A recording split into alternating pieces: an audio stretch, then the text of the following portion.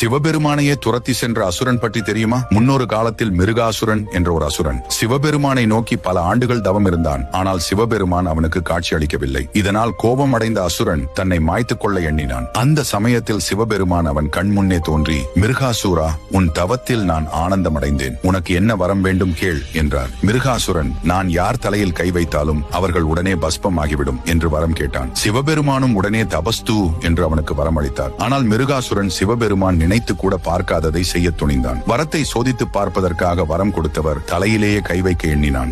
அவன் தீய எண்ணத்தை அறிந்த சிவபெருமான் அந்த இடத்தை விட்டு ஓடினார். மிருகாசூரனும் சிவபெருமானை துரத்தி சென்றான். இதை அனைத்தையும் கண்டு ஆத்திரமடைந்த மகாவிஷ்ணு மோகினி ரூபத்தில் அவதாரம் எடுத்து மிருகாசுரன் முன்பு போய் நின்றார். மிருகாசுரன் காம எண்ணத்தினால் காய்ந்தான். அழகியே, நீ யார்? உன் அழகில் நான் மெய் மறந்தேன். மூவுலகத்திற்கும் நானே இப்போது பெருங்கடவுள். என்னை மணப்பாயா என கேட்டான். அதற்கு மோகினி, எனக்கு ஒரு குறிக்கோள் உண்டு. என்னுடன் நாட்டியமாடி யார் என்னை வெல்கிறாரோ அவரைதான் நான் மனம் முடிப்பேன் என்றார் மிருகாசுரனும். இது என்ன விஷயம்? நான் உன்னுடன் நடனம் ஆடுகிறேன் என்று நடன போட்டியில் கலந்து கொண்டான். போட்டியின் ஒரு கட்டத்தில் மோகினி தனது சுண்டு விரலால் தான் தலையினை தொட்டாள். இச்சையில் மூழ்கியிருந்த மிருகாசுரன் என்ன செய்வது என்று அறியாமல் தான் கையாலே தன் தலையை தொட்டான். அந்த நொடியே பஸ்பமாகி போனான். உங்களுக்கு விஷ்ணு பிடிக்கும் என்றால் ஓம் நாராயணா என்று கமெண்ட் செய்து நமது சேனலை ஒரு சப்ஸ்கிரைப் செய்து கொள்ளுங்கள்.